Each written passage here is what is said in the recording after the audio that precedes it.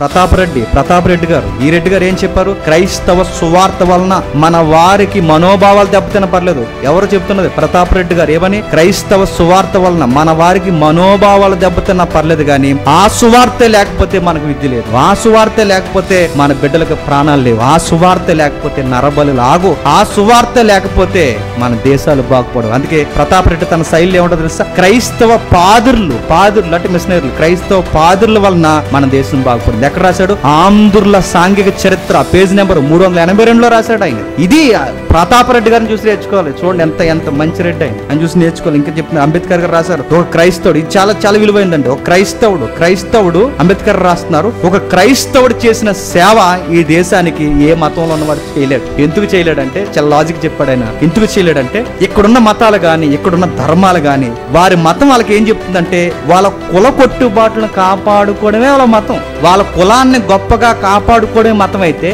ఎదుటి కులాన్ని ఎలా కాపాడగలరు? కాబట్టి క్రైస్తవుడికి మాత్రమే కులం లేదు. క్రైస్తవుడు ఇతరులకు ఎందుకు సేవ చేయగలడంటే ఇతను కులానికి దాటి బయటకు వస్తాడు.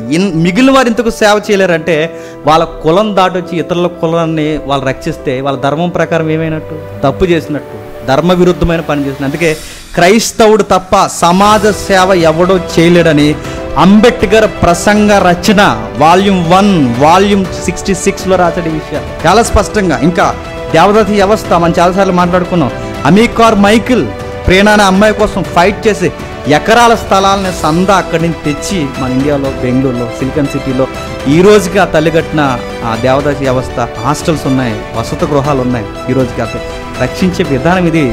అపోస్తులు ఎలా వ్యవహరించారు, మిషనరీలు ఎలా వ్యవహరిస్తున్నారు, ఇప్పుడు మనం ఎలా వ్యవహరిస్తున్నాం? సోకులకి, సరదాలకి, సుఖాలకి బాగా మరిగి లగ్జరీ లైఫ్ నేర్చుకుని అక్కడెక్కడ జైలు కొట్టి నేను ఇలా రక్షిస్తాను, పండగలకు శుభాకాంక్షలు చెప్పి ఇదా రక్షించడం అంటే? సుఖాలు మరిగమ్మ మిషనరీలు ఆత్మహుతులు అయిపోయారు దేవుని సేవ చేయడానికి.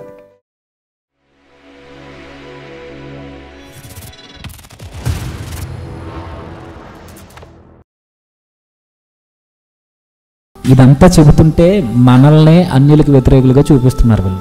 అన్యజనులు ఎలా రక్షించాలని బైబిల్ పరంగా మనం చెబితే, ప్రేమ అనే ఒక దొంగ ముసుగేసుకొని మేము ప్రేమిస్తున్నామని చెప్పి రక్షించాల్సిన మార్గాన్ని పక్కన పెట్టి ఇలా రక్షించాలని చెబితే మనల్ని సాటి సహోదరులకి, ఈ అన్యజనులైన వారికి మనల్ని వ్యతిరేకం చేస్తున్నారు.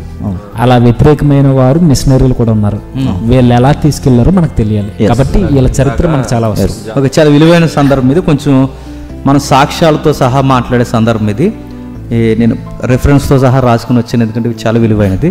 మనం ఒక ప్యాటర్న్ మనం ఫాలో అవుతున్నాం, ఒక బాడీ మనం కంటిన్యూ అవుతున్నాం. అబ్రహాం దగ్గర నుంచి దేవుని చిత్తం ఎలా ఉంది అక్కడి నుంచి చూస్తూ ఆ దేవుని చిత్తమైన క్రీస్తుని అన్యజనుల దగ్గర తీసుకెళ్ళడానికి అపోస్తుల మూమెంట్ ఎలా ఉందో చూసాం. మనం అక్కడి వరకు మనం వచ్చాం. ఆ తర్వాత అపోస్తుల తర్వాత మళ్ళీ ఏ మూమెంట్ ఉందో సంఘానికి? మిషనరీస్. ఈ మిషనరీస్ ఇండియాలో ఎలా వ్యవహరించారు ఇది ఒకసారి చూద్దాం. కొన్ని చరిత్ర సంబంధమైన విషయాలు చెప్తాను, కొంచెం జాగ్రత్తగా విందాం విషయాలన్నీ. అపోహ ఒకటి ఉంది క్రైస్తవ సమాజం మీద, ఒక అపోహని బురదలా జల్లి ఒక అపోహ ఉంది. అదేంటంటే భారతదేశానికి క్రైస్తవ్యాన్ని బ్రిటిష్ వాళ్ళు తెచ్చారు. చాలా పెద్ద ప్రశ్నగా అతి మేధావులకి మధ్య అడుగుతున్నారు ఇది. అలాంటి వారికి మన వాళ్ళకు కూడా నాలెడ్జ్ రావడానికి చరిత్రలోంచి కొన్ని ఆధారాలు మనకు అవసరం. భారతదేశానికి క్రైస్తవ్యాన్ని తెచ్చింది బ్రిటిష్ వాళ్ళు కాదు. పోర్చుగీస్ కానీ, ఫ్రెంచ్ కానీ, బ్రిటిష్ కానీ, పోర్చుగీస్ వారు కానీ, ఇంకెవరున్నారు మనకి? ఈస్ట్ ఇండియా డచ్ కంపెనీ వారు కానీ, వీళ్ళెవ్వరూ కాదు. ఎలా వచ్చింది క్రైస్తవ్యానికి ఇండియా? ఎలా వచ్చిందంటే కొన్ని ఎవిడెన్స్ నేను చూపిస్తాను. ఎవిడెన్స్ మాత్రం ఇవి, మళ్ళీ వీళ్ళ పేర్లు ప్రస్తావించడం తప్పుగా అనుకోవద్దు. స్వామి వివేకానంద అని ఇచ్చిన స్టేట్మెంట్, యేసుక్రీస్తు శిష్యుడైన తోమ, 12 మంది శిష్యుల్లో ఒకడైన తోమ ఇండియాకు వచ్చాడు, భారతదేశానికి వచ్చాడు, అతని ద్వారా భారతదేశానికి క్రైస్తవ్యం వచ్చిందని స్వామి వివేకానంద చెప్పారు. ఎక్కడ? ప్రబోధరత్న సంపుటి 74లో చెప్పాడు. ఎవిడెన్స్ అది. నెక్స్ట్, తవ్వకాలు లభించినప్పుడు పురావస్తు శాస్త్రం ఎరిగిన వారు తవ్వకాలు జరిగించినప్పుడు కొన్ని కాయిన్స్ దొరికాయి. ఆ కాయిన్స్లో గూండే పరస్ అనే ఒక రాజు మనకు తెలుసు, క్రీస్తు శకం 32లో. ఈయన ద్వారా కొన్ని కాయిన్స్ రిలీజ్ అయినప్పుడు ఆ కాయిన్స్ మనకు దొరికాయి. దాని గురించిన విషయాన్ని ఒక పుస్తకం రాశారు. ఆ పుస్తకం పేరు నేను చదువుతాను చూడండి. First international workshop of the Gandhara, Oxford of university. అక్కడ ఆ బుక్ నేమ్ అక్కడ మనకు రాసింది పేజ్ నెంబర్ 15 విషయం అంతా రాసి ఉంటుంది. ఈ రాజు కాలంలో తోమా ప్రస్తావనకి కాయిన్స్ ఉన్నాయి అనడానికి ఇది పురావస్తు శాస్త్రవేత్తలు ఇస్తున్న ఎవిడెన్స్. మూడవది రామకృష్ణ మిషన్ వారు రాశారు. ఒక చిన్న డౌట్ అండి, క్రీస్తు శకం 32 అంటున్నారు కదా, 52 అంటే 32 అన్నారు ఒకసారి, 30 క్షమించు 52. ఇది నేను చెప్తున్నా, అదొక క్లారిటీ కావాలి. కాయిన్స్ వేయించిన అంటే ఈ రాజు ఉన్నాడు అనడానికి కాయిన్ వేసిన డేట్ అది, రాజుకి తోమ వచ్చిన డేట్ కదా. ఓకే, రాజు ఉన్నాడు అనడానికి ఇది ఎప్పుడు ముద్రించారంటే 2017లో ముద్రించారు ఈ బుక్ ఇది. నెక్స్ట్ రామకృష్ణ మిషన్ వారు ఉన్నారు కదా, వారు the culture heritage of India volume 4లో రాశారు. రామకృష్ణ మఠం వారు ఏమనంటే భారతదేశానికి క్రీస్తు శిష్యుడైన తోమ ఇండియాకు వచ్చాడు అని.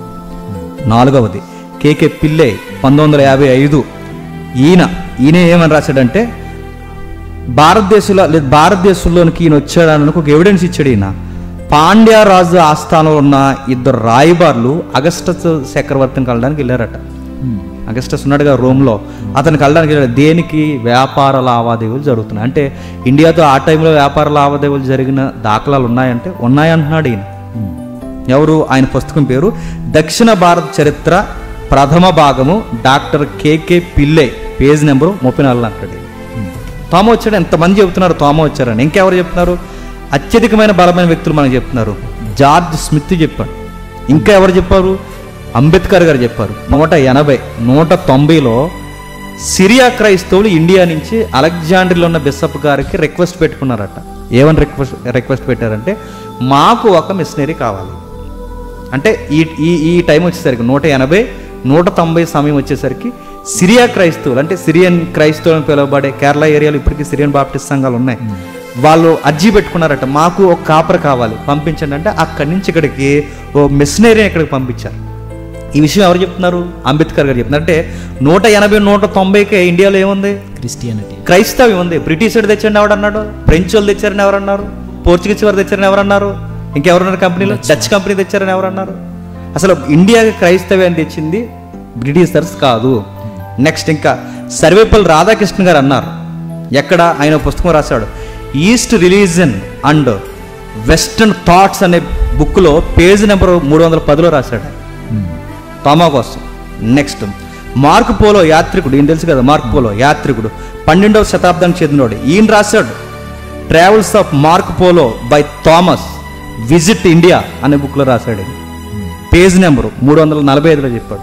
ఇవన్నీ మనకి ఎవిడెన్స్. ఇవంటే ఇవి ఎందుకు నేను చెప్తున్నా అంటే భారతదేశం పట్ల, ముఖ్యంగా ఈ అన్యజనులైన మన పట్ల దేవునికి ప్రేమ ఉంది. ఎంత ప్రేమ ఉందంటే 12 మంది శిష్యుల్లో ఒక శిష్యుని ఇండియాకు పంపించాడంటే ఎవరో వక్త అంటుంటే నేను అన్నాను, అమెరికా కన్నా ఎక్కువ మనం ప్రేమించాం. మొదట మన సువార్త వచ్చింది, అనిజనులు మనకు తోమ ఇండియాకు వచ్చాడు. రెండవది ఉంది బిబ్లికల్గా మాట్లాడుకుంటే, రెండవది నిబంధన ప్రజలైన ఇశ్రాయేలు తప్పు చేసినప్పుడు వీళ్ళని చెదరగొట్టాడు. వీళ్ళు చెదిరిపోయిన తర్వాత ప్రపంచ దేశాలకు చెదిరిపోయారు. అందులో మన దేశం కూడా యూదులు ఇశ్రాయేలు వచ్చేసారు. మొన్న రాఫా యుద్ధం జరుగుతున్నప్పుడు, పాలస్తీనా యుద్ధం, ఇజ్రాయేల్ యుద్ధం జరుగుతున్నప్పుడు గుంటూరు నుంచి స్టేట్మెంట్లు ఇస్తున్నారు సమాజం అందరి నుంచి, ఎప్పటికైనా మేము అక్కడికి వెళ్ళిపోవాలి, మా బీజాలు అవి అని. అంటే అప్పుడు రాజుల కాలంలో చెదిరిపోయిన వీళ్ళు ఇండియా పరిసర ప్రాంతాలు ఇండియా వరకు వచ్చి స్థిరపడిపోయారని గుంటూరులో మనకి ఎవిడెన్స్ ఉన్నాయి. అంటే ఇది ఎందుకు నేను చెప్తానంటే ఈ యూదులకి, ఈ ఇశ్రాయేల్కి 12 గోత్రాల వాళ్ళకి మీడియేటర్స్గా, అంబాసిడర్స్గా పనిచేసింది ఎవరు? 12 మంది శిష్యులు. అంటే వీళ్ళకి గుడ్ న్యూస్ చెప్పడానికి వస్తున్నాడు ఎవరు? తోమా గారు. మనం ఎదురు చూస్తున్న మెస్సయ్య వచ్చేసాడు, ఇది చెప్పాలి. 2 సర్వలోకానికి వెళ్ళి సర్వ సృష్టికి సువార్త చెప్పాలి. ఈ బాధ్యత మీద ఇండియాకి సువార్త వచ్చింది 2000 సంవత్సరాల క్రితం. బ్రిటిషుడు తెచ్చింది కాదు, క్రైస్తవం. ఇవి ఎవిడెన్స్. రెండవది మిషనరీలు ఇక్కడికి వచ్చిన తర్వాత ఆటంకపరిచారు. ఎవరో తెలుసా? బ్రిటిషర్లు ఆటంకపరిచారు. బ్రిటిషర్లు ఎందుకు ఆటంకపరిచారంటే మిషనరీలు వచ్చిన తర్వాత వాళ్ళ మూఢనమ్మకాలు, ఇందాక పౌలు ప్రశ్నించాడుగా, మూఢనమ్మకాలని తర్కం చేత ఎదిరించారు. వాళ్ళు మిషనరీ నుంచి వచ్చారు, తర్కించారు, మూఢనమ్మకాలు ఎద్దేవి చేశారు. వారు అనైతిక సాంప్రదాయాల్ని డైరెక్ట్గా అడిగారు, తప్పని మాట్లాడారు. మిషనరీలు ఎప్పుడైతే అడుగుతున్నారో, లార్డ్ మింటో అనే ఒక జనరల్ ఉన్నాడు, ఎవరు? బ్రిటిష్లో మనం చదువుకునే జీకే బెట్లు ఉంటుంది. ఇతను 1807 నుండి 1814 వరకు ఈ మధ్యకాలంలో గవర్నర్ జనరల్గా పనిచేస్తాడు బ్రిటిష్ తరఫున. ఈయన మిషనరీస్ మీద పెద్ద పెద్ద లెటర్ రాసి కంప్లైంట్ చేస్తారు. వీళ్ళు వచ్చి ఈ దేశానికి వచ్చి వీళ్ళ మూఢనమ్మకాల గురించి, వీళ్ళ భక్తి భావాల గురించి వీళ్ళని ప్రశ్నిస్తున్నారు. వీళ్ళని ఇలాగే ప్రశ్నిస్తూ పోతే వీళ్ళ మతాలని, వీళ్ళ మత పెద్దల్ని వీళ్ళు ప్రశ్నించి తర్కించడం మొదలు పెడితే మన వ్యాపారాలు దెబ్బతినేస్తాయి, శాంతి భద్రతలకి భంగం కలుగుతుంది. కాబట్టి లా అండ్ ఆర్డర్ ప్రాబ్లం వస్తే మన బ్రిటిష్కి జరిగే వ్యాపారం నష్టపోతుంది అని బ్రిటిషర్సే ఎవరిని ఆపేశారు? మిషనరీలను ఆపేశారు. ఈ విషయం ఎవరు చెప్పారు? దీనికి ఎవిడెన్స్ కావాలి, మళ్ళీ అడుగుతారుగా. దీనికి అమిత్ సింగ్ అనే డాక్టర్ అమిత్ సింగ్ అని ఆయన రాశాడు తన పుస్తకంలో. ఆ పుస్తకం మొత్తం మెజారిటీ పేజీలన్నీ ఈ విషయాన్ని గురించి మనకు రాశాడు. రెండవది మొఘళ్ళ పరిపాలనలో, మొఘళ్ళు అంటే తెలుసుగా, మొఘళ్ళ పరిపాలనలో ఇస్లాంకి స్పేస్ ఇచ్చారు కానీ క్రైస్తవ్యానికి స్పేస్ ఇవ్వలేదు. ఎవరు? బ్రిటిషర్స్. ఎందుకనంటే ఇస్లాం వాళ్ళ ధర్మాలు పాటించుకుంటూ వాళ్ళకి సంబంధించిన విషయాలు వెళ్ళిపోయారు తప్ప, ఇప్పుడంటే ఇస్లాంలోకి అందరినీ కలుపుకుంటున్నారు కానీ స్టార్టింగ్లో లేదు. అందులో పుట్టిన వారే వాళ్ళే ఉద్భవించాలి. ఇప్పుడంటే అందులో కూడా కన్వర్టింగ్ అనేది వచ్చింది. ఇప్పుడు లేదు, ఇప్పటి వరకు వచ్చింది, అంతకుముందు లేదు కదండి ఈ విషయంలో. అలాగే క్రైస్తవ్యాన్ని కనుక ఎంకరేజ్ చేస్తే మళ్ళీ వ్యాపారాలు దెబ్బతింటాయని చెప్పి ఆ మతాలనైనా ఎంకరేజ్ చేశారు కానీ క్రైస్తవ్యాన్ని బ్రిటిషర్సే ఎంకరేజ్ చేయలేదు. నెక్స్ట్ ఈ విషయాన్ని ఇంకెవరు చెప్పారు? డాక్టర్ బిఆర్ అంబేద్కర్ గారు ఇదే విషయాన్ని వాల్యూమ్ 5 అంబేద్కర్ గారు రైట్ అండ్ స్పీచ్ అనే బుక్లో రాశాడు. పేజ్ నెంబర్ కూడా రాశాడు, 539లో రాశాడు. నెక్స్ట్ ఆంధ్రప్రదేశ్లో కూడా బ్రిటిషర్స్ మిషనరీని ఆటంకపరిచారు. ఈ విషయం ఎవరు చెప్పారు? హనుమంతరావు గారు తన పుస్తకంలో రాశారు. ఇలా ప్రతి దిక్కున అంటే మనకు చరిత్ర అంతా ఏం చెప్తుంది? బ్రిటిష్ వారి ద్వారా ఇండియాకి క్రైస్తవ్యం రాలేదు, దేవుడు పంపిస్తేనే వచ్చింది. అసలు ఎందుకు మిషనరీస్ని బ్రిటిష్ వారు ఎందుకు అడ్డుకున్నారు? అది చెప్తాను, ముందుకెళ్ళి. ఇంకా కొన్ని విషయాలు ఉన్నాయి.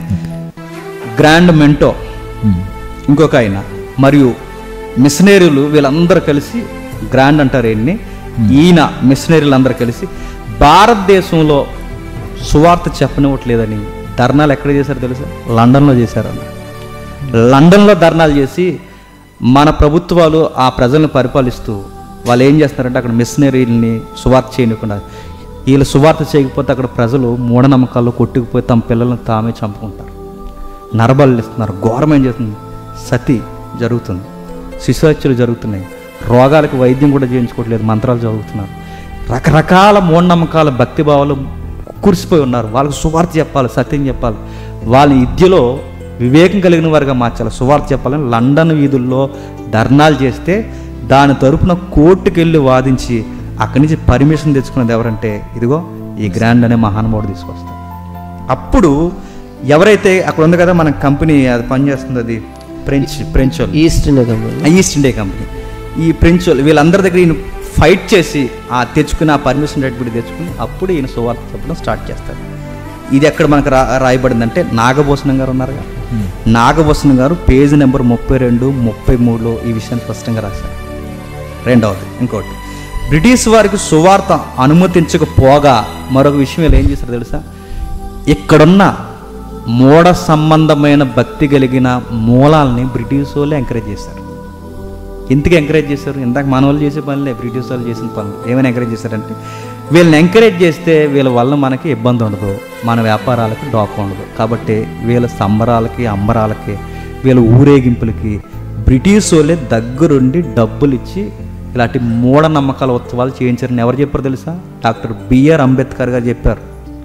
తన పుస్తకం రాస్తూ చెప్పాడు, 5,000 రూపాయలు ప్రభుత్వం దగ్గరుండి మూఢనమ్మకాల ఉత్సవాలు చేస్తున్నందుకు నా గుండె రగిలిపోతుందని అంబేద్కర్ గారు రాశారు. తన బుక్లో రాశాడు ఆయన. తను ఎన్నో విషయాలు రాశాడు. ఇప్పుడు అడుగుతున్నాను, వీటిని ఎంకరేజ్ చేస్తున్నందుకు అంబేద్కర్ గారు బాధపడిపోయారు, వీటిని ముందుకు దోస్తున్నందుకు మిషనరీలు బాధపడ్డారు. మనుషుల్ని చంపుకునేది భక్తి కాదు, నరబలి భక్తి కాదు, పసిపిల్లని చంపుకోవడం భక్తి కాదు. ఈ విషయంలో మాట్లాడారు. ఇంకా ఎప్పుడైతే ఈ పర్మిషన్ తెచ్చుకున్నారో అనతి కాలంలోనే మళ్ళీ ఈ బ్రిటిష్ వారు ఏం చేశారంటే దీన్ని ఆపేశారు. మళ్ళీ చాలా ఆటంకపరిచారు. ఎంత ఆటంకపరిచారంటే మిషనరీలు పొరపాటు సువార్త ప్రకటిస్తున్నారంటే వాళ్ళని ఎంత ఇబ్బందులకు గురి చేయాలో అంత ఇబ్బంది. అంటే స్థానిక మత పెద్దలు బ్రిటిషర్స్ ఇద్దరు కలిసిపోయి వీళ్ళని ఆపేశారు. చాలా ఇబ్బందులు పాలు చేశారు. సాంఘిక దురాచారాలను దగ్గరుండి ఎంకరేజ్ చేశారు బ్రిటిష్ వాళ్ళు. ఈ ఉత్సవాలని దగ్గరుండి ఎంకరేజ్ చేశారు. ఇది ఎవరు రాశారు? ఏనుగుల ఏరాస్వామి గారు రాశారు పేజీ నెంబర్ 23లో. విషయాలన్నీ మనం రాసుకుని వచ్చినాయి కాదు, మనకు దొరికిన చరిత్ర ఆధారాలను తెచ్చి మనం రాస్తున్నాం. పెద్దల మన్నలను పొందడానికి, వ్యాపారంలో లాభాలు పొందడానికి విగ్రహాల పూజను ఎంకరేజ్ చేసి వేల రూపాయలు ప్రభుత్వాలు ఇచ్చి పోలీసు బలగాలను దగ్గరెట్టి బాగా చేసుకున్నారట. ఎందుకు ఇంత వాళ్ళని ప్రోత్సహించారన్న ఈ అనధికారం? అదే ఎందుకు వీళ్ళు ప్రోత్సహించారంటే, వీళ్ళు ప్రోత్సహించిన ప్రధానమైన కారణం వాళ్ళ వ్యాపారాలు నష్టపోకూడదు. క్రిస్టియానిటీ అనేది ఏంటంటే, ఎక్కడ క్రిస్టియానిటీ ఉంటే అక్కడ నాగరికత వస్తుంది, చైతన్యం వస్తుంది, నాగరికత వస్తుంది. వివేచన, మనిషికి స్వేచ్ఛ అంటే ఏంటో, సమానత్వం అంటే ఏంటో, ప్రేమ అంటే ఏంటో ఇవి అర్థమవుతాయి. మిషనరీలు ఎదురెళ్ళారు ప్రభుత్వాలు. అంటే ఈ అనుభవం బ్రిటిష్ వాళ్ళకి ముందే కలిగిందా వారు పరిపాలించిన దేశాలు? కలిగింది. మంచి విషయం అడుగు. ఇది ఎందుకు ఈ మిషనరీని నేను ఎంకరేజ్ చేయరంటే, మన దేశం కన్నా ముందు వీళ్ళ పరిపాలనలో ఒక దెబ్బ అమెరికాలో తిన్నారు. అమెరికాలో వీళ్ళు దెబ్బ తింటారు. అమెరికాలో మిషనరీలు ఇలాగే అధునాతన విద్య అన్నారు. సనాతన విద్య వేరు, అధునాతన విద్య వేరు. అంటే వెస్టర్న్ స్టడీస్ వేరు. ఈ విద్యను అమెరికాలో నేర్పించారు. అమెరికాలో నేర్పిస్తే అమెరికా వాళ్ళు ఏం చేశారంటే, రాజనీతిని, స్వేచ్ఛ, సమానత్వం, ప్రజాస్వామ్య వ్యవస్థలో సైతం ఎప్పుడైతే వాళ్ళకి వచ్చిందో వాళ్ళు ఏం చేశారంటే అదే బ్రిటిష్ ప్రభుత్వం మీద తిరగబడ్డారు. కాబట్టి వీళ్ళకి ఎప్పుడు అధునాతనమైన విద్య ఇవ్వకూడదని, వీళ్ళ క్రైస్తవుల్ని వీళ్ళకి దగ్గర చేయకూడదని, చేస్తే మళ్ళీ అమెరికాలో తిరగబడిన తిరుగుబాట్లే మన ఇండియాలో కూడా తిరుగుబాటు వస్తుందని మన ఇండియన్స్ని మన మూఢనమ్మకాల్లోనూ కొట్టుకుపోయే వాళ్ళ వ్యాపారాలు బాగా జరగాలని మన వాళ్ళని దగ్గరుండి ఎంకరేజ్ చేశారు. కాబట్టి ఇలా ఎన్ని చూసినా మనకి మిషనరీలు చాలా చాలా స్పష్టంగా వాళ్ళు ఫైట్ చేశారు. ఇంకా విద్య విషయంలో మాట్లాడదాం, త్వర ముగించేస్తాను. విద్య ప్రగతికి మూలం, మార్గం, అజ్ఞాన అంధకారంలో ఉన్న వారికి దీపం అని మనం చాలా కవిత్వాలు రాసుకున్నాం. ఈ స్లోగన్స్గా మనం మిగిలిపోయాయి, కానీ వీటిని పాటించి దేశానికి జ్ఞానం ఇచ్చింది ఎవరంటే మిషనరీలు. కొన్ని విషయాలు నేను చెప్తాను. మన దేశం విద్య ఉంది, ఆంగ్ల విద్య లేదు. చదువు ఉంది, గురుకుల పాఠశాలలు ఉన్నాయి. ఆ గురుకుల పాఠశాలలు ఇక్కడ పెట్టారు, మన ఇండియాలో పెట్టారు, మన వాళ్ళే పెట్టారు. కానీ బాధ ఏంటంటే ఆ గురుకుల పాఠశాలలు ఏమి నేర్పిస్తారు? సంస్కృతి నేర్పిస్తారు, సంస్కృతి నేర్పిస్తారు, వాళ్ళ ధర్మాలు, మనుస్మృతి నేర్పిస్తారు. ఏవైతున్నవి ఇవే అవి కూడా ఎవరికి నేర్పిస్తారు? అగ్రవర్ణాల వారికి నేర్పిస్తారు. ఇవి వీళ్ళకి నేర్పించి ఆ స్థాయిలో నుంచి ఇవే వాళ్ళకి ఎంకరేజ్ చేస్తారు. అంటే వాళ్ళ ధర్మాలు, వాళ్ళ కావ్యాలు, వారి నాటకాలు, వారు కొన్ని విషయాలు ఉన్నాయి, వారి గ్రంథాల గురించి, వారి జ్యోతిష్యం గురించి, ఆయుర్వేద సూత్రాల గురించి ఇవే నేర్పించారు తప్ప అధునాతన జ్ఞానం ఎప్పుడు మన గురుకుల పాఠశాలలో రాలేదు. ఈ విషయంలో రాజా రామ్మోహన్ రాయ్ గారు బాధపడ్డారు, విలియం కేరీ బాధపడ్డారు. ఈ మత సంబంధమైన విద్య గురుకుల పాఠశాలలో నేర్చుకోవడం వలన మనిషికి వికాసం రాదు, మనిషికి అధునాతనమైన విద్య కావాలని చెప్పి విద్య కొరకు ఫైట్ చేశారు, నిలబడ్డారు. ఎందుకంటే బ్రిటిష్ వాళ్ళు గురుకుల పాఠశాలకు మళ్ళీ డబ్బులు ఇచ్చేవారు. ఎందుకు? మీరు ఈ మతాలే నేర్చుకోండిరా, మీరు ఈ మూఢనమ్మకాలు, ఈ జ్యోతిష్యాలే నేర్చుకోండి, మీరు అధునాతన విద్యకు రాకండి. ఎందుకంటే మీరు అధునాతనమైన విద్యకు వస్తే మళ్ళీ అమెరికాలో మీరు ఏమవుతారు? తిరగబడతారు, మా మీద తిరగబడతారు. అందుకే వీళ్ళకి అటు జోలికి పోకుండా వీళ్ళే దగ్గరుండి ఇవన్నీ చేయించేవారు అనమాట. ఈ విషయం ఎవరు రాశారు? జేసీ మార్సన్ గారు రాశారు. చాలా ఉన్నాయి, నేను టైం లేక దాటుకుంటూ వెళ్ళిపోతున్నాను. 1939 మే 26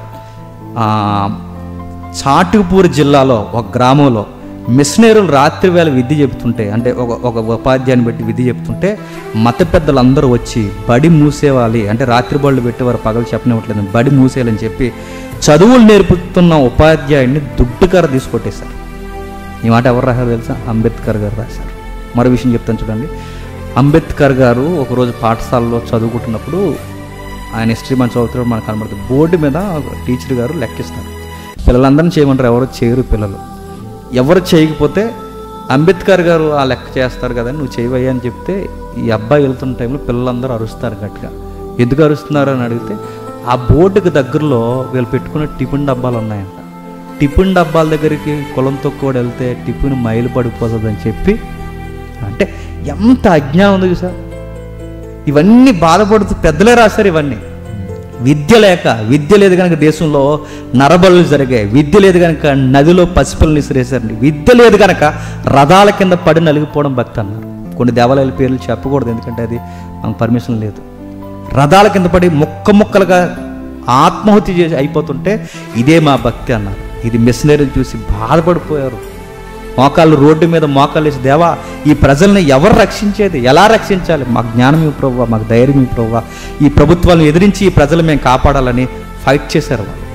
విలియం కేరీ 1793లో విలియం కేరీ భారతదేశానికి మిషనరీ రాకలో జరగడానికి ఆయన నాంది పలికిన విషయాలు మనకు తెలుసు. ఆయన వచ్చాడు, విద్య నేర్పించడం చాలా అవసరమని, దానివల్ల మూఢనమ్మకాలు పోతాయని, ప్రజలు బాగుపడతారని వారు వాదించారు. దీనికి సహాయకుడిగా నిలబడిందే రాజా రామ్మోహన్ రాయ్ గారు, విలియం కేరీ గారు సహాయకుడిగా. గ్రాంట్ ఇందాక మాట్లాడుకున్నాగా, వీళ్ళందరూ కలిసి బ్రిటిష్ వాళ్ళకి అర్జీ పెడతారు, అయ్యా వీళ్ళకి విద్య నేర్పించాలి. మళ్ళీ ఈ విషయంలో ఫైట్ చేస్తారు. విద్య ఎందుకు నేర్పించాలంటే ముందు మూఢనమ్మకాలు పోతాయి. విద్య ఎందుకు నేర్పించాలంటే వీళ్ళకి స్వేచ్ఛ ఏంటో, సమానత్వం ఏంటో, జాతీయవాదం ఏంటో, స్వయం పరిపాలన ఏంటో, హక్కులేంటో, రాజ్యాంగం ఏంటో, పరిపాలకులు ఎవరు, బానిసలు ఎవరు, సాటి మనిషిని ఎలా చూడాలి నేర్పించాలి. ఇదంతా రావాలంటే విద్య ఉండాలి. ఈ విద్య కొరకు మిషనరీలు చాలా పాటుపడ్డారు. విద్య నేర్పిస్తే మరి క్రైస్టెడ్ అంటే వాళ్ళ దగ్గర ఒక ఫిలాసఫీ ఉంది. అదేంటో తెలుసా? వివేచన, వికాసము మనిషికి ఎప్పుడైతే వస్తాదో సత్యదేవుడు ఏంటో మనం చెప్పకుండానే మనిషి ఎతకడం స్టార్ట్ చేస్తాడు అని వాళ్ళ విలువల్లో చాలా క్రైస్తవ సంబంధమైన ఉదాహరణలు ఎత్తి మాట్లాడేవారు విద్యలో. కాబట్టి అనేకులను క్రైస్తవులుగా మార్చడానికి విద్య చాలా అవసరం. అంటే వాళ్ళు ఓపెన్గా చెప్పకపోయినా విద్య చాలా అవసరం. అందుకే మిషనరీలు అన్ని జనులను ఎలా రక్షించారు? మూఢనమ్మకాలు తీస్తూ రక్షించారు. మిషనరీలు అన్ని జనులను ఎలా రక్షించారు? జైకొట్టి రక్షించలేదు, వాళ్ళకి విద్యను నేర్పించి రక్షించారు. ఇలా ఒకటి రెండా ఎన్నో విషయాలు ఉన్నాయి. మరో విషయం చెప్పి నేను త్వరగా ముగించేస్తాను. అంటరానితనం చాలా పెద్దపేట వేసుకుంది. అంటరానితనం వర్ణ వ్యవస్థలో చండాలని ఉంది. మీరు ఎక్కడో ప్రస్తావించడం ఒకటి చండాలు అనే ఒక పదం ఉంది. ఈ వర్ణ వ్యవస్థ ఉందిగా, అందుకే మన క్రైస్తవులు ఎందుకు కులం పేరు మనం గొప్పగా చెప్పకూడదంటే వర్ణ వ్యవస్థలో దారుణత, రంగుని పెట్టి కులానికి భాగాలు, దేవుడికి భాగాలు వివరించి అందుకు మనం పెట్టుకోవద్దని చెబుతారు. ఎందుకంటే మన మీద ఆ ముద్ర వేశారు, మీరు ఎందుకు తీసుకోలేదంటే వేసేసారు, ఏం చేస్తాం. సరే, నెక్స్ట్ వర్ణ వ్యవస్థలో ఈ చండాలని చాలా దారుణంగా వీళ్ళ పట్ల ప్రవర్తించారు. ఎంత దారుణంగా అంటే మనుస్మృతి 10వ అధ్యాయంలో వీళ్ళ గురించి రాస్తాడు. ఎలా ప్రవర్తించారంటే వీళ్ళు ఊళ్ళోకి వస్తేనట పెద్ద కర్ర తీసుకుని ఆ కర్రతో రోడ్డు మీద బలముగా కొట్టి మేము వస్తున్నామో అంటే అప్పుడు ప్రజలందరూ పక్క పోవాలి. ఎందుకంటే వాళ్ళ గాలి కానీ వాళ్ళ యొక్క వాసన కానీ తగిలితే మైలు పడిపోతారని. అంటే ప్రజలలో ఎంత అంటరానితనం ఉంది. నెక్స్ట్ వాళ్ళు ఏమైనా వండుకునే పాత్రలు ఏమన్నంటే పగిలిపోయిన పాత్రలో వండుకోవాలట.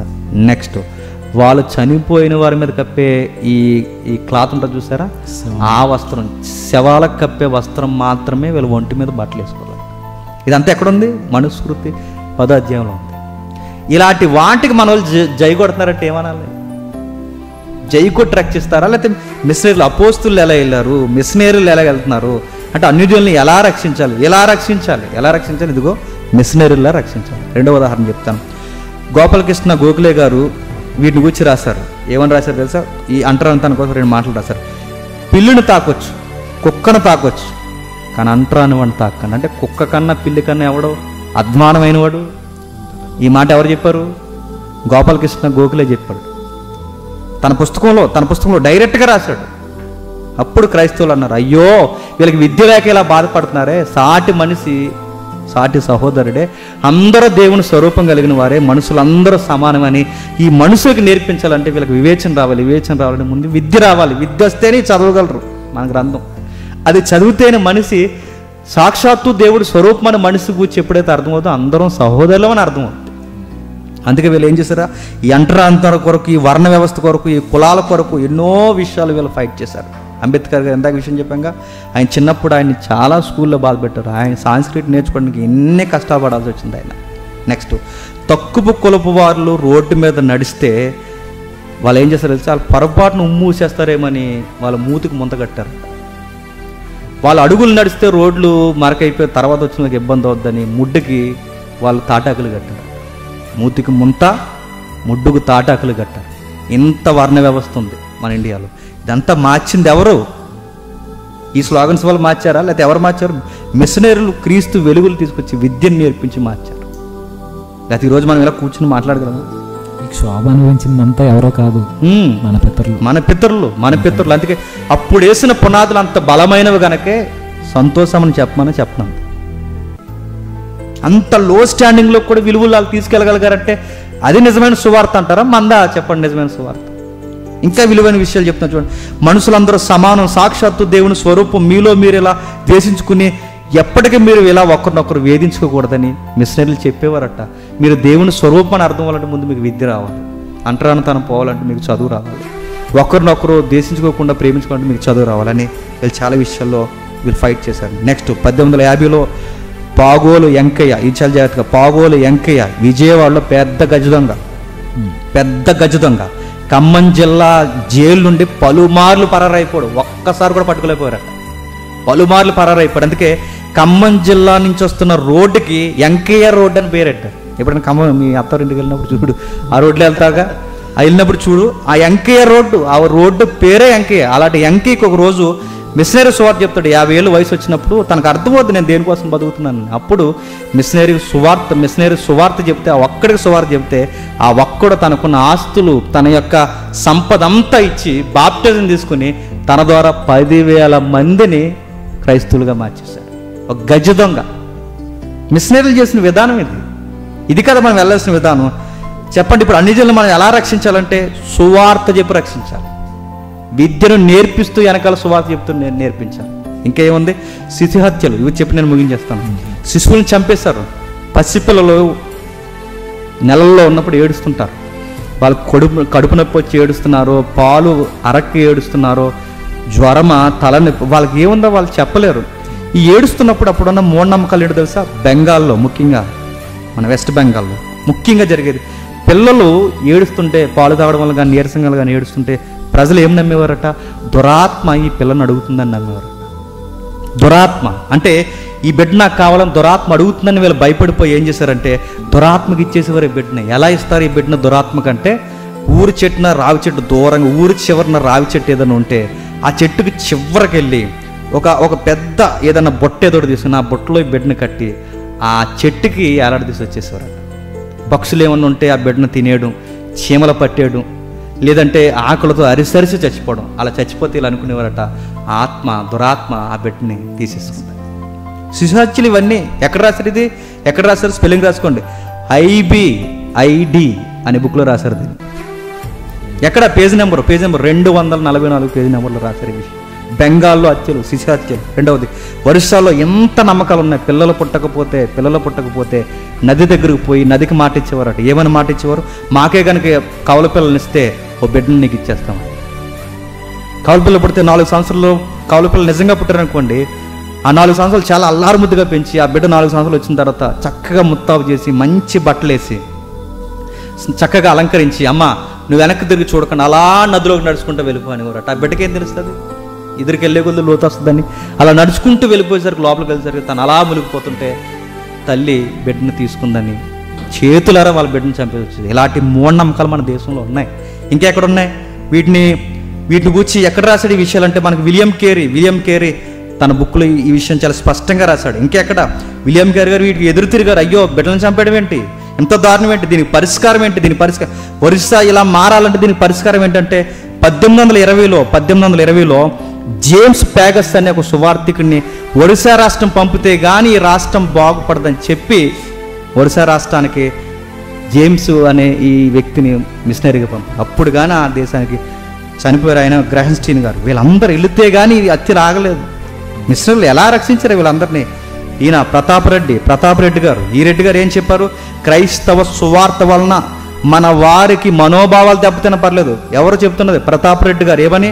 క్రైస్తవ సువార్త వలన మన వారికి మనోభావాలు దెబ్బతిన్నా పర్లేదు, కానీ ఆ సువార్తే లేకపోతే మనకు విద్య లేదు, ఆ సువార్తే లేకపోతే మన బిడ్డలకు ప్రాణాలు లేవు, ఆ సువార్తే లేకపోతే నరబలులు ఆగు, ఆ సువార్తే లేకపోతే మన దేశాలు బాగుపడవు. అందుకే ప్రతాప్ రెడ్డి తన శైలి ఏమంటో తెలుసా? క్రైస్తవ పాదుర్లు అంటే మిషనరీలు, క్రైస్తవ పాదుర్ల వలన మన దేశం బాగుపడింది. ఎక్కడ రాశాడు? ఆంధ్రుల సాంఘిక చరిత్ర పేజ్ నెంబర్ 382లో రాశాడు ఆయన. ఇది ప్రతాప్ రెడ్డి గారిని చూసి నేర్చుకోవాలి. చూడండి ఎంత మంచి రెడ్డి ఆయన చూసి నేర్చుకోవాలి. ఇంకా చెప్తున్నారు, అంబేద్కర్ గారు రాశారు ఒక క్రైస్తవుడు, ఇది చాలా చాలా విలువైందండి. ఒక క్రైస్తవుడు అంబేద్కర్ రాస్తున్నారు, ఒక క్రైస్తవుడు చేసిన సేవ ఈ దేశానికి ఏ మతంలో ఉన్నవాడు చేయలేడు. ఎందుకు చేయలేడంటే చాలా లాజిక్ చెప్పాడు ఆయన. ఎందుకు చేయలేడంటే ఇక్కడున్న మతాలు కానీ ఇక్కడున్న ధర్మాలు కానీ వారి మతం వాళ్ళకి ఏం చెప్తుందంటే వాళ్ళ కుల కొట్టుబాట్లను కాపాడుకోవడమే వాళ్ళ మతం. వాళ్ళ కులాన్ని గొప్పగా కాపాడుకోవడం మతం అయితే ఎదుటి కులాన్ని ఎలా కాపాడగలడు వాడు? కాబట్టి క్రైస్తవుడికి మాత్రమే కులం లేదు. క్రైస్తవుడు ఇతరులకు ఎందుకు సేవ చేయగలడంటే ఇతను కులానికి దాటి బయటకు వస్తాడు. మిగిలిన వారు ఇంతకు సేవ చేయలేరంటే వాళ్ళ కులం దాటి వచ్చి ఇతరుల కులాన్ని వాళ్ళు రక్షిస్తే వాళ్ళ ధర్మం ప్రకారం ఏమైనట్టు? తప్పు చేసినట్టు, ధర్మ విరుద్ధమైన పని చేసినట్టు. అందుకే క్రైస్తవుడు తప్ప సమాజ సేవ ఎవడో చేయలేడని అంబేద్కర్ ప్రసంగ రచన వాల్యూమ్ 1 వాల్యూమ్ 66లో రాసాడు ఈ విషయాలు చాలా స్పష్టంగా. ఇంకా దేవదాసి వ్యవస్థ మనం చాలాసార్లు మాట్లాడుకున్నాం. అమీకార్ మైకిల్ ప్రేరణ అనే అమ్మాయి కోసం ఫైట్ చేసి ఎకరాల స్థలాలని సందా అక్కడి నుంచి తెచ్చి మన ఇండియాలో బెంగళూరులో సిలికాన్ సిటీలో ఈ రోజుకి ఆ తల్లి కట్టిన ఆ దేవదాసి వ్యవస్థ, హాస్టల్స్ ఉన్నాయి, వసతి గృహాలు ఉన్నాయి. ఈ రోజుకి రక్షించే విధానం ఇది. అపోస్తులు ఎలా వ్యవహరించారు, మిషనరీలు ఎలా వ్యవహరిస్తున్నారు, ఇప్పుడు మనం ఎలా వ్యవహరిస్తున్నాం. సోకులకి సరదాలకి సుఖాలకి బాగా మరిగి లగ్జరీ లైఫ్ నేర్చుకుని అక్కడెక్కడ జైలు కొట్టి నేను ఎలా రక్షిస్తాను, పండుగలకు శుభాకాంక్షలు చెప్పి ఇదా రక్షించడం అంటే? సుఖాలు మరిగాం మనం. మిషనరీలు ఆత్మహుతులు అయిపోయారు దేవుని సేవ చేయడానికి. బ్రిటిషర్లకు ఎదురు తిరిగారు, స్థానిక పెద్దలకు ఎదురు తిరిగారు. ఇంకా దేవదాసి వ్యవస్థ కొరకు వీరేశలింగం గారు ఎలా అన్నారు, ఏమన్నారు ఆయన ఇలా మాట్లాడుతూ, స్త్రీలను దేవునికి ఇచ్చి పెళ్లి చేయడం ఏంటి? ఎవరు అన్నది? మన రాజమండ్రిలో ఉన్న ఆయన ఏమంటున్నాడు ఆయన? స్త్రీలను దేవుడికి ఇచ్చి పెళ్లి చేయడం ఏంటి? మన పెళ్ళిళ్ళకి వేశ్యల్ని తీసుకొచ్చి, అది దేవుడి పేరు మీద ఉన్న వేశ్యల్ని తీసుకొచ్చి మన పెళ్ళిళ్ళలో డ్యాన్సులు చేయించడం ఏంటి? తన ఆత్మ కథ అనే పుస్తకంలో పేజీ నెంబర్ 26లో రాసుకున్నాడు. ఏంటి నా దేశం అని రాసుకున్నాడు. క్రైస్తవ పాదిర్లు మాకు అవసరం అని రాసుకున్నారు వాళ్ళు. ఇంకా క్రైస్తవ విలువలు విశ్వాసిగా మనం చెప్పాలి, విలువలు చెప్పాలి. వాళ్ళని ఎలా రక్షించాలంటే, అరే ఇక్కడ ఉందరా విలువలు అని చెప్పాలి. ఆ విలువలు సువార్తలు ఉన్నాయని చెప్పాలి. అంటే ఈ లోకానికి మోడల్ ఎవరైనా ఉన్నారంటే క్రీస్తు మాత్రమని చెప్పాలి. మిషనరీలు చెప్పడానికి చాలా ఫైట్ చేశారు. ఇంకా నేను ముగించేస్తాను. క్రైస్తవం గొప్పదా, మా మతం గొప్పదా, మీ మతం గొప్పదంటే ఈ హిస్టరీ అన్నిటిని బట్టి చెప్పండి ఏది గొప్పది. ఇప్పటికీ నేటికి కనబడుతున్నాయి కదన్నా. అదే ఇప్పుడు ప్రశ్న పెట్టారు కదా, స్టూడియోలో ప్రశ్నలు అడుగుతున్నారు. క్రైస్తవ్యం గొప్పదా, మా మతం గొప్పదా, మీ మతం గొప్పదా అని అడిగితే ఇప్పుడున్న చరిత్ర ప్రకారం ఏ మతం గొప్పది చెప్పండి. క్రిస్టియానిటీయే గొప్పది కనుకే మన దేశాలు బాగుపడ్డాయి, ప్రపంచ దేశాలు బాగుపడ్డాయి. అయితే ఒక్క ప్రశ్న అన్న, ఇప్పుడు ఇంత గొప్పగా సేవ చేశారు, మిషనరీల ద్వారా వైద్యం వచ్చింది, విద్య వచ్చింది, అసలు మనిషి ఎలాంటి వస్త్రాలు ధరించాలని ఇంత టెక్నాలజీ ఏదైనా మిషనరీల ద్వారా వచ్చింది. అయితే ఇప్పుడు కొంతమంది మతోన్మాదులు, పేర్లు అవసరం లేదు, అవసరం వచ్చినప్పుడు చెప్తాం, ఇప్పుడు కొంతమంది మతోన్మాదులు అంటున్నారు కదా, ప్రలోభాలకు గురి చేసి మార్చేశారని అంటున్నారు. ప్రలోభాలకు గురి చేస్తే మారిపోతారా? అదే ముందుకెళ్ళేసరికి ఒక మంచి విషయం ఉందని నేను చెప్పేస్తాను. ఓకే. మరొక విచిత్రమైన విషయం ఏంటంటే, తోమా ఇండియాకు రాలేదని మతోన్మాదులు అనడమే కాదు, విచారకరమైన విషయం మనోళ్ళు కూడా అంటారు. అది బాధపడవలసిన విషయం. ఎవరన్నా ఇంకెవరంటే ఇప్పుడు ఎవరైతే పేర్లు అనవసరంగా. అవునా? అవునన్నా, ఎప్పటి నుంచో ఈ విషయం మీద మేము ఫైట్ చేస్తాం. అరే వచ్చాడు రా ఆయన, నెహ్రూ తన ఉత్తరంలో రాశాడు, అంబేద్కర్ గారు రాశారు, గొప్ప వ్యక్తులు రాశారు, ఆయన వచ్చాడు రా, దాఖలాలు ఉన్నాయరా, కఠిన సంఘాల దాఖలాలు ఉన్నాయరా అంటే అదేదో అని చెప్తున్నారు. అవునా? ఈ ఎవిడే అంటే వీళ్ళు ఎలాంటి వాళ్ళు అంటే అన్న వివేకానంద గారి కన్నా అంబేద్కర్ గారి కన్నా గొప్ప జ్ఞానులు అన్నమాట. నాకు తెలిసి ఇప్పుడు జూమ్ కాల్లో కూడా రావచ్చు. సరే నెక్స్ట్ చూద్దాం. నెక్స్ట్ వైద్యరంగం విషయంలో ఏం జరిగింది? మన ఇండియాలో రోగాలకి వైద్యం ఏంటో తెలుసా? మంత్రాలు. మెడిసిన్ వాడలేదన్న. ఇంకేం చేశారు? కలరా, మలేరియా, తట్టు రోగం, పోలియో, కుష్టు రోగం, ర్యాబిస్ వ్యాధి, మసూచి, స్కై రోగం, ఇవి దేశంలో విలయతాడం చేస్తుంటే మిషనరీలకు కనబడిన వచనం ఏంటో తెలుసా? మత్తయి సువార్త 4:23 చదువుకున్నారు. ఏం చదువుకున్నారంటే, ప్రభు సువార్త ప్రకటించుతూ ఇతర సమీప గ్రామంలో సంచరిస్తూ అనేకులను స్వస్థపరచెను. అంటే మిషనరీలు ఎందుకు వైద్యం పట్టుకుని వచ్చారంటే, ప్రభు ఆ సూత్రం చూపిస్తున్నాడు వాళ్ళకంటే, సువార్త చెబుతూనే అనేకులను స్వస్థపరుచుతున్నారు. మిషనరీలు అదే మోటో తీసుకున్నారు. సువార్త చెప్పాలి, ప్రజలకు వైద్యం అందాలి, స్వస్థత రావాలి. మిషనరీ ఇది ఫాలో అవ్వరు. ప్రజలు స్థానికంగా మూఢనమ్మకాల పేరుతో పోషకాహారం తినడం మానేస్తారు. అని మీరు మొన్న మీ ఇంటర్వ్యూ చూస్తున్నప్పుడు నాకు ఇదే స్ట్రైక్ అయిందన్న. పోషకాహారం అంటే జంతు మాంసాలు తినడం మానేశారు, కోడిగుడ్డు తినడం మానేశారు. మన ఇండియాలో కోడిగుడ్డు తినడం ఎందుకు మానేశారంటే, కోడిగుడ్డులో ప్రాణం ఉంటుందని కోడిగుడ్డు తినరంట. ఒక రోగికి బలమైన ఆహారం అందకపోతే వాడు మెడిసిన్ తీసుకున్నా కష్టమే. ఇప్పుడు వాళ్ళు కోడిగుడ్డు తినడం మానేశారు. నెక్స్ట్ ఏంటంటే చాలా జీవులు తినడం మానేశారు. కోడి మేక ఇవేం తినరు. ఎందుకు తినరంటే వాటిలో కూడా దేవుళ్ళు ఉన్నారండి. మరొక విషయం ఏంటంటే ఆ జీవులు గత జన్మలో చేసుకున్న పాపం వలన ఇప్పుడు ఈ జీవులుగా పుట్టారని అందుకు వాడు తినరని ఇలాంటి మూఢనమ్మకాలు నమ్మి ప్రోటీన్ ఫుడ్ దగ్గర రాకుండా చేశారని. అందుకే మనం మిమ్మల్ని ప్రశ్నలు అడుగుతున్నప్పుడు కూడా నాకు అనిపించింది, ఎందుకు మనుషులతో ఈ జంతువులను ఈక్వల్ చేసుకోవాల్సిన అడుగుతుంటే వీళ్ళ వెనకాల ఉన్న ఫిలాసఫీ ఇదని నాకు అనిపించింది. నెక్స్ట్ అన్న, పేగు వ్యాధి ఎలకల వల్ల వస్తుందని శాస్త్రీయంగా మిషనరీలు వైద్యులు కూడా నిరూపిస్తే, పేగు వ్యాధి ఎలకల వల్ల, ఎలక తెలుసు కదా, ఎలక వల్ల వస్తుందని మిషనరీలు నిరూపణ చేస్తే, ఎలకలను దగ్గరకు రానివ్వకుండా మిషనరీలు శాస్త్రీయంగా నిరూపిస్తే ఎలకను చంపలేదు. చంపకపో కనీసం దాని దగ్గర రాకుండా అరికట్టలేదు. ఎందుకు చెప్పనా, ఎలక ఒక దేవుడికి వాహనం. చంపలేదు. కుక్కల వల్ల ర్యాబీస్ వస్తుందని చెప్పారు, శాస్త్రీయంగా నిరూపించారు. ఇలా ఉంటే ప్రమాదం అని చెప్తే కుక్కలను ఏమనలేదు. కుక్కల్లో కూడా దేవుడు ఉన్నాడు. అంటే ఇదేదో జన్మచక్రంలో అనిపిస్తుంది. అది మూలాలు అదే ఉన్నాయి కదా. చికెన్ పాక్స్ మన తెలుసుగా, ఈ మన పొంగు జలితే ఏమన్నా తెలుసా, అమ్మ కోపం ఇచ్చిందన్నారు. వైద్యం మెడిసిన్ తీసుకునేవారు కాదు. కుష్ఠరోగం వస్తే ఏమన్నా తెలుసా, ఈడు ఎప్పుడో పూర్వజన్మలో పాపం చేసుకున్నాడు అన్నారు.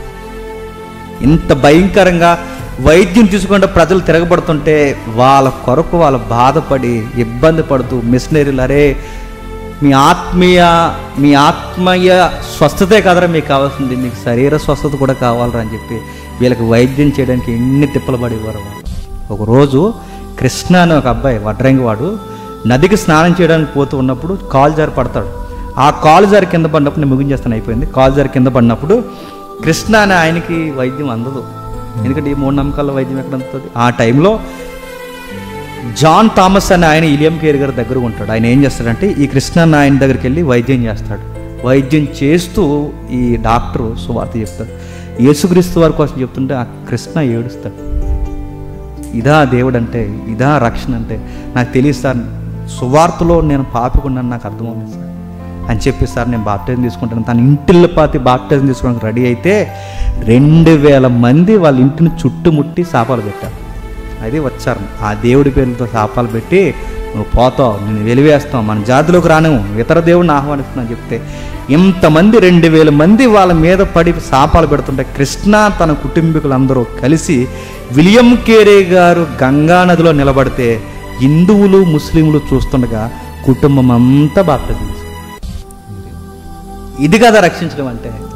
మత్తయి సువార్త కోట్ చేశారు 20 అధ్యాయం 28 వచనంలో. మిషనరీ సేవ ఒకసారి చదువుతా. మత్తయి సువార్త 20 అధ్యాయం 28 వచనంలో, అలాగే మనుష్య కుమారుడు పరిచారం చేయించుకున్నట్టుకు రాలేదు, మనుష్య కుమారుడు పరిచారం చేయించుకుంటకు రాలేదు కానీ పరిచారం చేయుటకును అనేకులకు ప్రతిగా విమోచన క్రయదముగా తన ప్రాణం ఇచ్చుటకును వచ్చినది. విమోచన క్రయదనముగా. ఇది వాళ్ళకి అర్థమైంది మిషనరీలకి. మనం ఏదో సేవలు చేయించుకోవడానికి ఇక్కడికి రాలేదు, మనమే సేవ చేయాలి. ఎందుకంటే మన ప్రభు ఇలాగే చేశాడు. అందుకే వాళ్ళు వైద్యం చేసినా సువార్త చెప్పారు, వారి విద్య నేర్పించినా సువార్త చెప్పారు. గమ్మత్తు అయిన విషయం ఏంటి తెలుసా, ఆ రోజుల్లో గ్రామ్ ఫోన్ తెలుసుగా, ఇలా తిరుగుతుంది. అది ప్రజలు వింతగా చూసారట ఆ రోజుల్లో. ఆ ఫోన్ తెస్తే ఇదేంటి వింతగా దీంట్లోంచి సౌండ్లు వస్తున్నాయి, పాటలు వస్తున్నాయని తెస్తే అది మధ్యలో పెట్టి ఒక క్రైస్తవ పాటేసి అదంతా విన్న తర్వాత మీకు విషయం చెప్పమంటారా అని చెప్పి ఈ మిషనరీలు ఆ వస్తువుని చూపించి కూడా సువార్త చెప్పారు.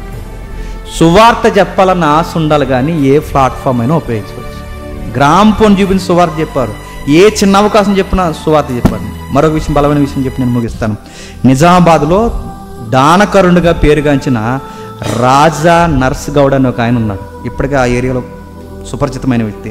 మిషనరీలు చేస్తున్న సేవను చూసి ఆసుపత్రి కట్టండి అని ఈ దానవీరుడు ఈయన ఏం చేస్తాడు తెలుసా, 60 ఎకరాల మిషనరీలకు రాసి ఇచ్చేసి, కట్టండి హాస్పిటల్ కట్టండి. ఒక మాట నేను ఆ పేరు, ఆ దేవుడి పేరు చెప్పట్లేదు, మా దేవుడు చేయలేని సేవ మీ దేవుడు చేస్తున్నాడు.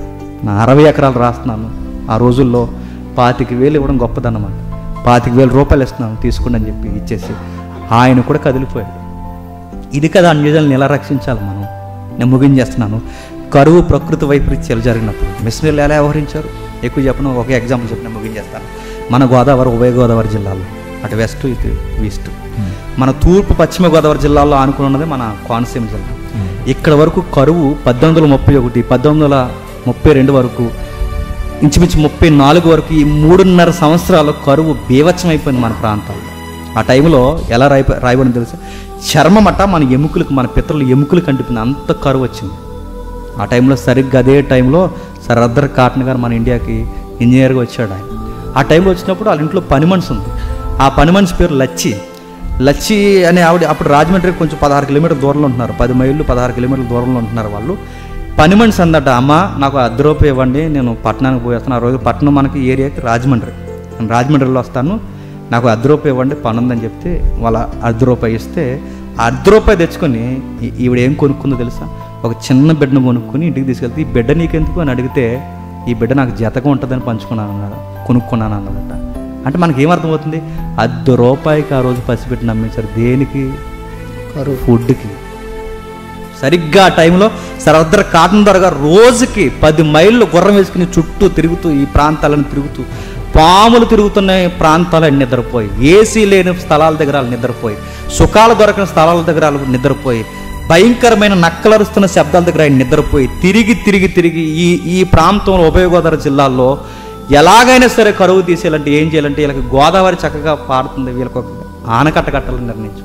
చిన్నప్పుడు వాళ్ళ అమ్మంట బన్నిస్తే ఆ బన్నని ఆయన కూర్చి రాసింది. బన్నిస్తే ఈ బన్నని 2 ముక్కలు ఎలా చేసి మధ్యలో ఒక రూట్ ఏర్పరిచి అందులోంచి పాలేసేవాడట, చిన్న డ్యామ్ కింద కట్టి. నిజంగా కుర్రోడు పెద్దోడు అయ్యాక ప్రపంచానికి డ్యాములు కట్టడం నేర్చుకున్నాడు. అయ్యా ఏం చేశాడు తెలుసా? ఆయన ఇక్కడ కరువు తీసేయాలంటే ఏం చేయాలి? ఈ ప్రజలకు పని చెప్పాలంటే ఏదో ఒక పని కల్పించాలి, డ్యామ్ కట్టాలి అని. మీకు భోజనం పెడతాను రండి, మీకు కూలి ఇస్తాను రండి అని చెప్పి భోజనం పెట్టి, కూలీ ఇచ్చి, అన్ని పనులు చేసి, ఈ పనులు చేస్తున్న టైంలో సరిగ్గా ఆ టైంలో ఇక్కడ మిషనరీలు తిరుగుతున్నారు. ఆ మిషనరీల పేరు GDM, గోదావరి డెల్టా మిషన్. సరిగ్గా మిషనరీలు తిరుగుతున్న టైంలో వాళ్ళని దగ్గరికి పిలిపించి, ఈ కూలీ చేస్తున్న పని వాళ్ళు ఎవరైతే ఉన్నారో ఈ స్థానిక ప్రజలకి, వాళ్ళ పని అలాగే చేస్తూ ఉంటారు, మీరు సువార్తలు చెప్పండి, వెంట పని చేస్తారని సువార్తల దగ్గర నుంచి చెప్పించాడు. ఎక్కడుంది ఇది? విలియం కేరీ రాసిన ఆయన పుస్తకంలో 1990 ఆ పుస్తకంలో దాని పేరు సర్ ఆర్థర్ కాటన్ REKCSI. తన లైఫ్ను గురించి రాస్తూ, ఈ బుక్ కోసం రాస్తూ, ఎలిజబెత్ రెడ్ హోప్, విలియం గూర్చి ఈ విషయాన్ని, అంటే సర్ ఆర్థర్ కాటన్ గూర్చి రాస్తూ విలియం డంపింగ్ అనే ఆ పుస్తకం దగ్గర రాస్తూ ఇదిగో ఈ డంపింగ్ అంటే తెలుసు కదా, ఈ విషయాల గురించి ప్రస్తావన చేస్తూ 1990లో ఈ విషయాన్ని తెర మీద తీసుకొచ్చారు. ఇది జరిగింది, ఇదంతా జరిగిందని రికార్డ్ చేశారు. ఈ కరువు కాటకాల్లో ప్రజలకు భోజనం పెట్టడానికి, ఈ కరువు కాటకాల్లో ప్రజలకు పని చెప్పి, ప్రజలు మంచోళ్ళని చేయడానికి, చివరికి మనుషులుగా మార్చడానికి సువార్తలు చెప్పి, పని చెప్పి, భోజనం పెడితే ఈరోజుగా ఆ ఆనకట్ట వల్ల మనం బతుకుతున్నాం. ఇప్పటికీ బయటోడైనా మనోడైనా ఎవడైనా ఈ రోజుకి సర్ ఆర్థర్ కాటన్ గారిని గౌరవిస్తాం. ఇది కదా అన్యులు మనం రక్షించుకోవాల్సిన విధానం. మరొక మాట, సర్ ఆర్థర్ కాటన్ గారిని గోదావరిలో స్నానాలు చేస్తున్నప్పుడు, గోదావరిలోకి స్నానానికి దిగుతున్న ఏ మతస్థుడైనా సర్ ఆర్థర్ కాటన్ గారి కొరకు చిన్న ప్రార్థన చేసి స్నానాలు చేసేవాడు. ఇది చేయాల్సిన పని. ఇలా కదా మన అనుజులను రక్షించాల్సింది. సర్ ఆర్థర్ కాటన్, నువ్వు ఎందుకు ఇలా చేస్తున్నావు? నీకు డబ్బులు లేవు, మన ప్రభుత్వం నుంచి పంపించలేవు, నువ్వు వచ్చే చాలా అలా జరిగించిన కాడికి వచ్చేవయ్యి అంటే, సార్ అలా రాలేను సార్, మాట ఇచ్చాను అన్నాడు. ఎందుకంటే ఆయన ఒక క్రైస్తవుడు. అది కదా క్రైస్తవ విలువలు అంటే. ఇది కదా మనం కాపాడుకోవాల్సింది. ఎన్నో చరిత్రలు ఉన్నాయి. అపోస్తులు ఎలా పనిచేశారో మనం చూసాం, మిషనరీలు ఎలా పనిచేశారో మనం చూసాం. ఇప్పుడు మనం ఏం చేయాలో మనం చూద్దాం. నా ప్రశ్న, ఇప్పుడు ఇంత పరిచయం చేశారు, ఇంత సేవ చేశారు కదా, రోగులను బాగు చేశారు, విద్య వైద్యం అన్నీ ఇచ్చారు. ఇన్ని ఇస్తే ఈరోజు కొంతమంది మదర్ తెరీసాని కానీ, ఇంకా విలియం కేరీ గారిని కానీ, ఇలాంటి గొప్ప పరిచయం చేసిన సేవకులందరినీ ప్రలోభాలు పెట్టి మనుషులు మార్చారు, మతం మార్చారని చెబుతున్నారు. నిజంగా ప్రలోభాలు పెడితే మారిపోతారా? మిషనరీలు అదే చేశారా? ప్రలోభాలకు పెట్టిన దాఖలాలు ఎక్కడ ఉన్నాయి? ఎన్న చరిత్ర ప్రకారం ప్రలోభానికి ఎక్కడ గురి చేశారు? చివరికి చెప్పుకోలేదు, ఇంకా మనకు టైం లేక ఎంతమంది మిషనరీలు మన దేశంలో చచ్చిపోయారు. ఎందరో తల్లులు ఇక్కడ వాతావరణాలు పడక అనారోగ్యం పాలైపోయారు. కానీ నేను కొన్ని విషయాలు రాలేదు. స్వతంత్ర సమరయోధులుగా ఫైట్ చేసినప్పుడు, అందులో ఫైట్ చేసిన ఈ స్వతంత్ర సమరయోధులందరూ, నేను ఆ విషయం రాసుకున్నాను, నాకు సరిగ్గా గుర్తులేదు, అందరూ మన దేశం కొరకు సమానంగా పోరాటం చేయాలి అన్న భావజాలం మిషనరీల వల్ల వచ్చింది. మీకు తెలుసా, జార్జ్ ఫోక్స్ పుస్తకం, హతసాక్షుల పుస్తకం రాశాడు కదా, ఫాక్స్. ఆయన పుస్తకం రాసినప్పుడు ఆ పుస్తకాన్ని చదివి ఒక ఆయన ఉన్నాడు మన ఇండియాలో, స్వతంత్ర సమరయోధుడు. ఆయన ఆయన ఆయన అంటాడు, ఈ పుస్తకం చదవడం వల్లనే అసలు ఒక విలువల కొరకు ఎలా చనిపోవాలో నాకు అర్థమైంది. అంటే మన స్వతంత్రం కొరకు పోరాటం చేసిన వాళ్ళు మన క్రైస్తవ హతసాక్షుల పుస్తకాలు చదివి ఇన్స్పైర్ అయ్యారు. అంటే ప్రలోభాలు అనగానే తెలంగాణ విషయం మనం డిస్కషన్ చేసాం. అదే తెలంగాణ ప్రాంతంలో కొంతమందికి వారు తీవ్రమైన ఒత్తిడిలో ఉన్నప్పుడు, తిండి లేకున్నప్పుడు, క్షమించండి, ఆ స్వతంత్ర సమరయోధుడే బిపిన్ చంద్ర ఉన్నాడు కదా, ఆయన ఈ విషయం చెప్పాడు. ఆయన బిపిన్ చంద్ర పాల్ ఈయన విషయం చెప్పాడు.